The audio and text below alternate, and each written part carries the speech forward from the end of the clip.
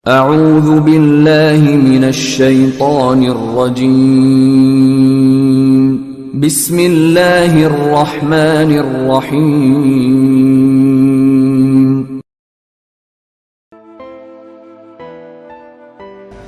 Kemudian bersabarlah atas apa yang menimpa kamu. Semua yang tertimpa musibah, saudaraku, sabarlah. Apa itu sabar? Selalu saya ulangi, bukan ngelus dada duduk manis seperti di Indonesia begitu. Sabar ya, suruh duduk.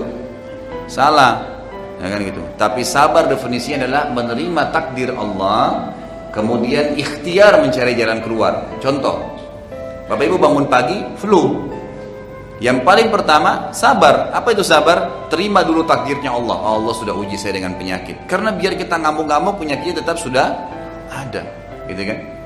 Terima dulu sebagai takdir. Lalu ikhtiar, minum obat, konsultasi dengan dokter, gitu kan? Minum teh hangat, itu semua adalah ikhtiar. Ini namanya sabar. Terima takdir Allah, kemudian ikhtiar. Ada masalah dalam rumah tangga, baik. Ini cobaan Allah datangkan. Sabar. Bagaimana sabar? Terima sebagai takdir Allah, lalu ikhtiar memperbaiki. Coba, kan gitu. Itu namanya sabar. Dan ini dikatakan wasbir ala ma asabak. Ini dari dulu.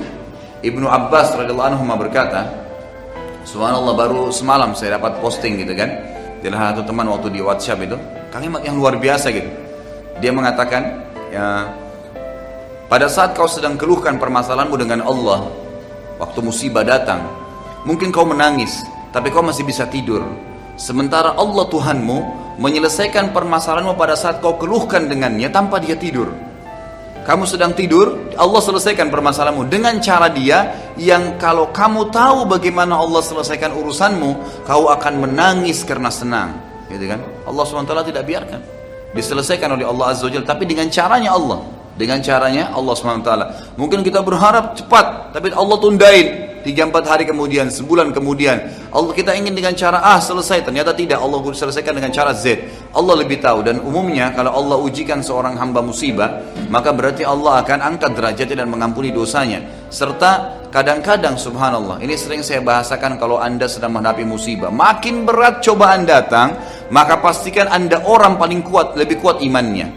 Karena kata Nabi SAW sudah jelas, semua dalam hadis Bukhari, semua nabi-nabi cobaannya paling berat. Kemudian datang orang-orang yang beriman, tingkatannya mendekati Nabi, kemudian terusnya begitu. Artinya orang yang paling berat, ya, cobanya adalah orang yang paling tinggi imannya, gitu kan? Orang yang paling tinggi imannya. Jadi kalau cobaan makin besar, jangan bilang, aduh besarnya cobaan kepada saya. Enggak.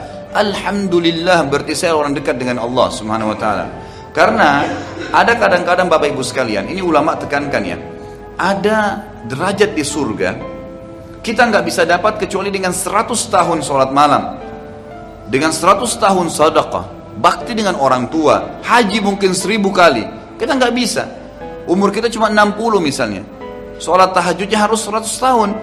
Umur kita cuma 60, mungkin dari 60 cuma 10 tahun kita tahajud. Masih butuh 90 tahun tahajud untuk sampai ke derajat itu.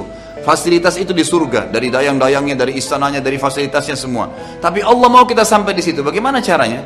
Allah uji kita dengan penyakit 10 tahun. 10 tahun nutupin yang 90 tahun kurang tadi. Sabar, nggak masalah, gitu kan? Kalau saya sering bahasakan itu, kalau ada tulisan saya judulnya musibah, kenali sebabnya, nikmati prosesnya. Insya Allah akan terbit nanti tahun depan buku itu. Saya sudah tulis dan insya Allah sudah 80% selesai gitu. Itu saya tuliskan musibah, kenali sebabnya, gitu kan? Dan nikmati prosesnya, nikmatin aja. Nggak usah keluh kesah, karena keluh kesah tetap tidak akan menyelesaikan masalah. Kata Umar radhiyallahu anhu, orang yang tertimpa musibah dan dia bisa terima sebagai takdirnya Allah, lalu dia sabar menjalaninya, maka dia akan menikmati, maka dia akan menjalani proses ya musibah itu dalam keadaan tenang dan dia akan menikmatinya. Artinya sakit ya sudah diterima, karena biar kita keluh kesah tidak bisa, dan pahalanya akan maksimal. Dengan ada orang kena musibah tapi keluh kesah, dia susah lalui, tidak ada pahalanya, nggak ada didapat sama dia. Maka sabar. Inna dzalika min azmil umur. Kata Luqman, sesungguhnya itu adalah hal-hal yang pasti terjadi. Allah sudah jadikan sebagai sunnatullah. Azmil umur pasti terjadi, nggak mungkin tidak. Semua orang akan diuji oleh Allah Subhanahu Wa Taala, gitu kan? Tapi tergantung dengan kadar imannya, Sebagian salaful ummah dari tabi'in, kalau mereka sebulan tidak sakit, mereka langsung beristighfar kepada Allah. Gitu.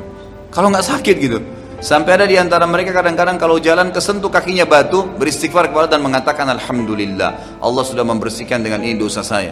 Sampai seperti itu. Mereka mau minum terlambat airnya, alhamdulillah, cobaan datang, berarti ini akan mengampuni dosa-dosa saya. Ada derajat yang saya akan dapat di surga yang tidak bisa dijangkau kecuali dengan ini. Sedikit ada masalah, sedikit ada kekurangan harta, sedikit ada kekurangan, ada masalah penyakit, ada cobaan, gak masalah. Ada orang utang gak bayar, sabar aja, gitu kan? Sambil ikhtiar, gitu kan? Sambil ikhtiar. Ingat, sabar bukan duduk manis. Tagi dia, ikhtiar, tapi terima sebagai cobaan dari Allah. Jangan gara-gara orang utang 100 ribu kita sudah sakit sebulan, gitu kan? Ya. Tapi coba kita ikhtiar. Oh, berarti Allah lagi coba saya. Bukankah Nabi SAW mengatakan apa dalam hadis yang sahih riwayat Bukhari? Siapa yang menghutangkan sesuatu pada orang kemudian belum terbayar, maka sama dia bersedekah setengah dari utang itu.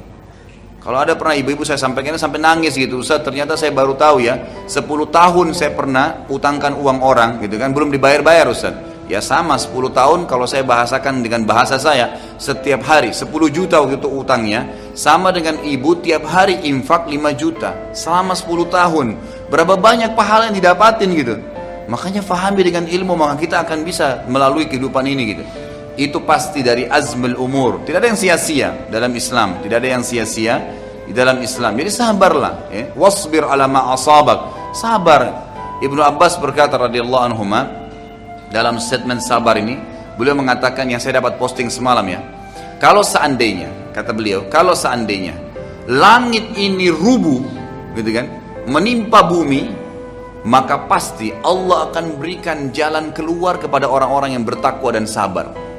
Jadi pasti Allah akan bukain celah-celah yang mereka tidak kena timpaan tersebut dan mereka bisa lari, lepas daripada reruntuhan langit. Bukankah Allah mengatakan, "Wa may yattaqillaha yaj'al lahu makhraja"? Orang yang bertakwa, orang yang patuh dan sabar itu akan diberikan makhraja, jalan keluar dari masalah dia. Maka tinggal sabar saja dan pasti hasilnya akan manis, gitu kan? Nikmatin prosesnya. Ada orang tiba-tiba la qadarullah stroke. Dia ngamuk-ngamuk juga percuma. Kita lihat ada orang subhanallah stroke tiap hari emosional. Kenapa dia kena? Makin parah kan? Tapi coba ada orang bilang, oh dicoba sama Allah, ya sudah cobaan dari Allah. Ikhtiar, coba berobat, coba bertanya sambil dinikmatin, jalanin aja. Ada orang subhanallah lumpuh. Ya, tangannya nggak ada dua-dua, kakinya nggak ada, tapi tetap beraktivitas karena dia bisa nerima itu sebagai sunnatullah. Dan ingat, itu hanya di dunia.